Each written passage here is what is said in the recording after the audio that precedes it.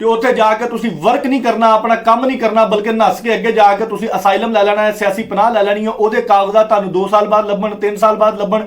ਤੁਹਾਡਾ ਉਸ ਦਿਨ ਤੋਂ ਕੰਮ ਸ਼ੁਰੂ ਹੋਣਾ ਹੈ ਜਿੱਦਣ ਤੁਹਾਨੂੰ ਪਹਿਲੇ ਦਿਨ ਕਾਗਜ਼ ਮਿਲਨੇ ਨੇ। ਯਾਨੀ ਕਿ ਜਿਹੜੇ ਤੁਹਾਡੇ 2-3 ਸਾਲ ਜ਼ਾਇਆ ਹੋਣੇ ਨੇ ਉਹ ਤੁਸੀਂ ਇੱਧਰ ਰਹਿ ਲੈਂਦੇ, ਜਿਸ ਮੁਲਕ ਦਾ ਵੀਜ਼ਾ ਲਵਾ ਕੇ ਤੁਸੀਂ ਗਏ ਸੋ, ਤੇ ਉਸ ਮੁਲਕ 'ਚ ਅਗਰ ਤੁਸੀਂ ਰਹਿ ਲੈਂਦੇ ਤੇ ਉਸ ਮੁਲਕ ਦਾ ਪਾਸਪੋਰਟ ਮਿਲਣ ਦੇ ਚਾਂਸਸ ਤੁਹਾਨੂੰ 110% ਸੀਗੇ, ਕਿਉਂਕਿ ਤੁਸੀਂ ਉੱਥੇ ਲੀਗਲ ਵੀ ਸੀਗੇ, ਤੁਸੀਂ ਉੱਥੇ ਕੰਮ ਵੀ ਕੀਤਾ ਹੈ, ਤੁਸੀਂ ਉੱਥੇ ਟੈਕਸ ਵੀ ਪੇ ਕੀਤਾ ਹੈ। ਆਪਣੀ ਅਕਲ ਨੂੰ ਨਾ ਦੜਾਓ, खुदा का वास्ता है, अपने आप पे भी रहम करो, अपने मुल्क वाले पे भी रहम करो। 20 से 25-30 दिनों में आपका वर्क परमिट निकल के आता है, और जब आप एम्बेसी के पोर्टल पे अपलोड करते हैं तो एम्बेसी जो टाइम लेती है वो 2 से 3 महीने ले रही है। हालिया दिनों में तो लोग बहुत ज्यादा परेशान थे कि एम्बेसी हमें जवाब नहीं दे रही।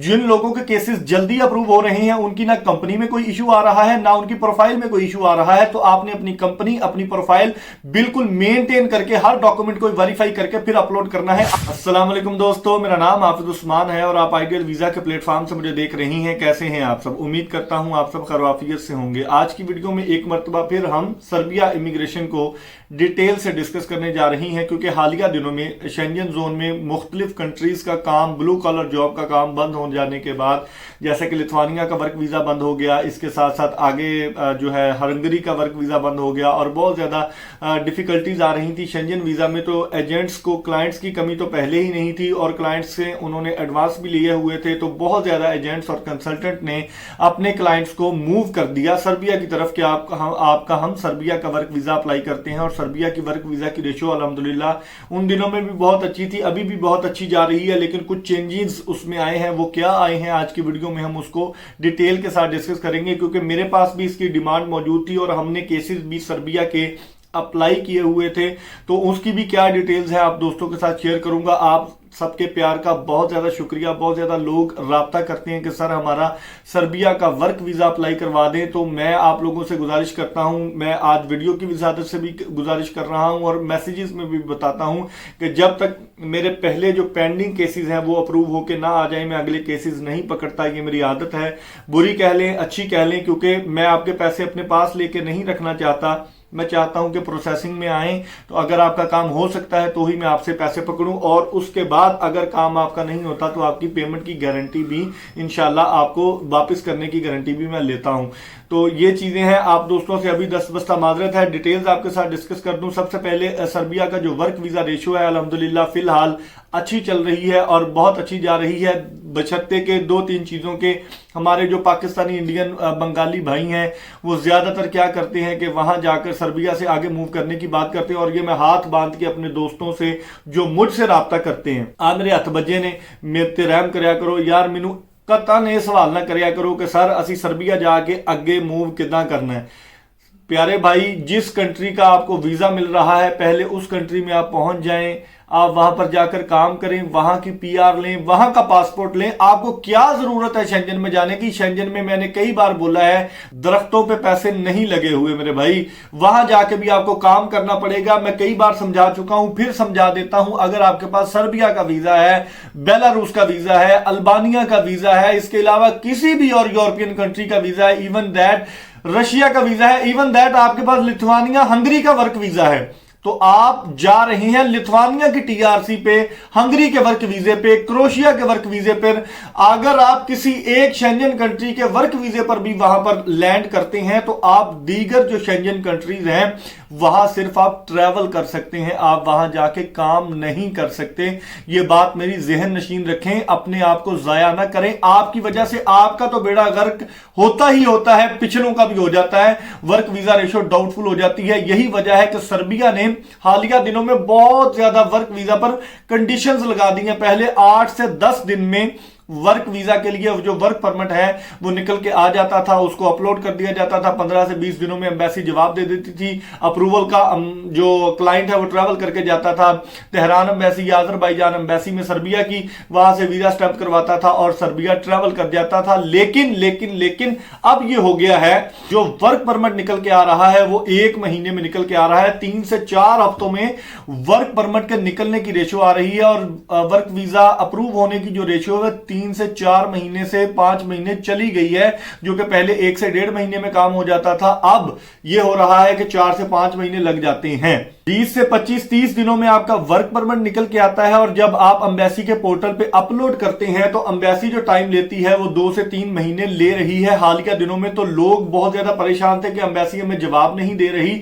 जिन लोगों के केसेस जल्दी अप्रूव हो रहे हैं उनकी ना कंपनी में कोई इशू आ रहा है, ना उनकी प्रोफाइल में कोई इशू आ रहा है। तो आपने अपनी कंपनी, अपनी प्रोफाइल बिल्कुल मेंटेन करके, हर डॉक्यूमेंट को वेरीफाई करके फिर अपलोड करना है। एम्बेसी की वेबसाइट पर अपलोड करने से पहले आपका FRC, आपका MRC, आपका PCC, ये चीजें मुफा से अटेस्टेड करवा के आपने सबमिट करवानी है, क्योंकि पिछले दिनों में बहुत ज्यादा लोगों से एम्बेसी ने डिमांड की है कि आप अपने कागजात दोबारा पोस्टाइल करवाएं या मुफा करवा के हमें सबमिट करवाएं। इसके अलावा एक केस मैंने ऐसा भी देखा है कि जिस दोस्त को उसके वालिदैन का ID कार्ड भी उन्होंने मांगा है कि आप अपने पेरेंट्स का ID कार्ड हमें दें, जो कि इंग्लिश में नहीं था। उसने अर्जेंट बेसिस पर अपने पेरेंट्स का ID कार्ड इंग्लिश में बनवा के एम्बेसी की वेबसाइट पे अपलोड किया है, उनको दिया है, तो उनका वर्क वीजा अभी तक अप्रूव नहीं हुआ। इसका तरीकाकार मैं पहले भी आपको काफी दफा बता चुका हूं, प्रोसेसिंग टाइम का मैंने बता दिया। तो आपको वेट करना पड़ेगा, थोड़ा धीरज रखें, इंतजार करें, आपका काम हो जाएगा। आपकी कंपनी जेन्युइन होनी चाहिए, आपने कोई भी फेक डॉक्यूमेंट ना लगाया हो,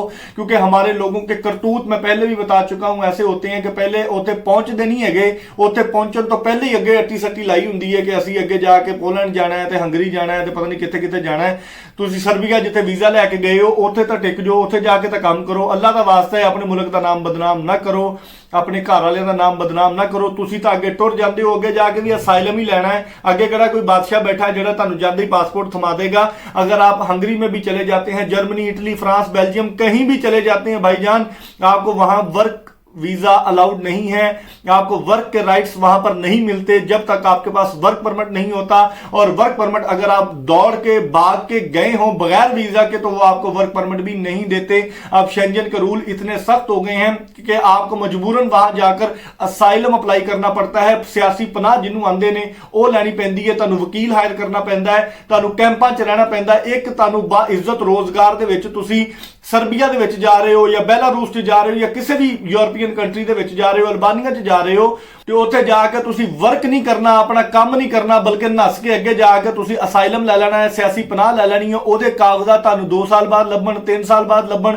तुहाडा उस दिन तो काम शुरू होना है जिदन तुहानू पहले दिन कागज मिलने ने, यानी कि जिहड़े तुहाडे 2-3 साल जाया होने ने, वो तुसी इधर रह लेंदे। जिस मुल्क का वीजा लवा के तुसी गए सो, ते उस मुल्क च अगर तुसी रह लेंदे ते उस मुल्क का पासपोर्ट मिलने के चांसेस तुहानू 110% सीगे, क्योंकि तुसी उत्थे लीगल भी सीगे, तुसी उत्थे काम भी कीता है, तुसी उत्थे टैक्स भी पे किया है।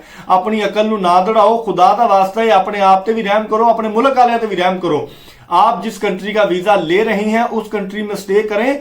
मैं हल्फन ये कह रहा हूं कि आप इंडेक्स देख लें जाके। मैं किसी वीडियो में ये भी आपको बताऊंगा कि जिन वर्क वीजाज को आप लेके जाते हैं उन कंट्रीज के पासपोर्ट जो हैं वो पूरे यूरोपियन कंट्रीज की अगर लिस्ट में आपके साथ शेयर करूं, मैं आपको करूंगा इंशाल्लाह। टिकटॉक आप मेरा फॉलो कर ले, मैं उधर जाके भी आपको बता दूंगा कि जिन कंट्रीज में आप जा रही हैं यूरोपियन कंट्रीज के पासपोर्ट का रैंक ऑलमोस्ट सेम ही है। जिस कंट्री में अगर आपकी सैलरी ज्यादा है, मेरे भाई जो कल मुझसे एक दोस्त बात कर रहे थे, मुझे कह रहे थे कि आप 700-800 यूरो सर्बिया की या बोस्निया की सैलरी बता रहे हैं, तो सैलरी तो ज्यादा होती है। मैंने कहा आप अपनी जरा एजुकेशन पे तवज्जो दें, आप अपनी इंफॉर्मेशन को करेक्ट करें।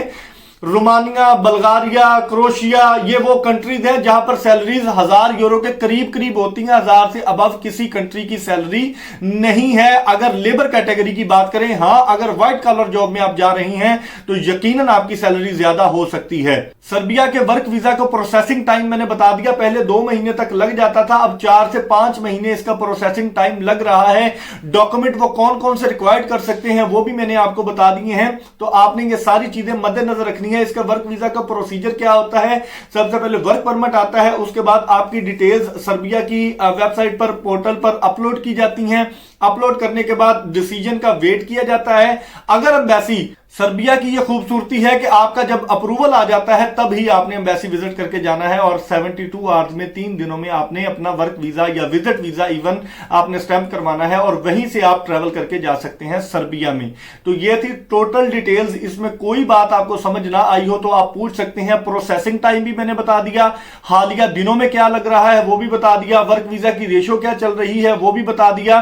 वर्क वीजे बिल्कुल अप्रूव हो रहे हैं, लेकिन आपको उसके लिए अपने डॉक्यूमेंट्स पर पूरी तवज्जो देनी है, अपनी कंपनी पर तवज्जो देनी है कि आपकी कंपनी ऑथेंटिक होनी चाहिए, रियल होनी चाहिए, आपके नाम के स्पेलिंग हर चीज आपकी ठीक होनी चाहिए। वर्क परमिट 1 महीने में आ जाता है, उसके बाद आपका पोर्टल पे अपलोड होता है। 1 से 2 महीने में वो एम्बेसी जवाब भी दे देती है। अगर कोई डॉक्यूमेंट और चाहिए होता है तो एम्बेसी मांग लेती है। अप्रूवल के बाद आप ट्रेवल करके ईरान जाते हैं, वहां पे वीजा स्टैंप करवाते हैं और इजीली आप सर्बिया चले जाते हैं। डॉक्यूमेंट्स कौन कौन से रिक्वायर्ड है ये आपकी जॉब पे डिपेंड करता है। अगर ब्लू कॉलर जॉब के लिए, जैसे हमारे पास जो वर्क वीजाज हैं वो हैं वेयर हाउस वर्कर के, तो उसमें हमें मैट्रिक चाहिए। मैट्रिक सर्बियन लैंग्वेज में ट्रांसलेट करके उसको नोटराइज करवा के मुफा भी करवाना होता है, आपने वो करवा दिया। उसके बाद आपकी सीवी चाहिए, आपका कवर लेटर चाहिए, आपका पासपोर्ट, आईडी कार्ड, इसके अलावा आपका पीसीसी जो सबसे मेन होता है, एफआरसी, एमआरसी, ये सारी चीजें मुफा से अटेस्टेड करवा के आपने हमें सबमिट करवानी है। उसके बाद आपका अप्लाई किया जाएगा और इसके साथ साथ आपको बाकी चीजें मैंने सारी बता दी हैं। तो उम्मीद करता हूं आपको सारी बातों की समझ आ गई होगी। अगर कोई बात रह गई हो तो आप नीचे कमेंट बॉक्स में पूछ सकते हैं, मुझसे व्हाट्सएप पर आकर भी राब्ता कर सकते हैं, लेकिन वो सवाल कीजिएगा जो कि मैंने वीडियो में बयान ना किया हो। किसी की दिल आजारी हुई हो तो दिल से माजरत खा हूं। मेरा कभी भी ये तरीका नहीं रहा, मेरा दिल ये नहीं करता कि आपकी दिल आजारी करूं, लेकिन लोग हमारे ऐसे सवाल करते हैं कि दिल दुखता है कि बीइंग अ पाकिस्तानी हमारी पहले ही रेपुटेशन बहुत ज्यादा खराब है, हम इसको मजीद खराब होने से बचा सकते हैं। तो एक छोटी सी काविश होती है, कोशिश होती है कि आप दोस्तों को समझा सको। किसी का दिल दुखा हो तो उसके लिए माजरत। अल्लाह ताला आप सबका हामी और नासर हो। दुआओं में जरूर याद रखिएगा। कल तक की वीडियो के लिए अपने मेजबान हाफिज उस्मान को इजाजत दीजिए। अल्लाह निगहबान।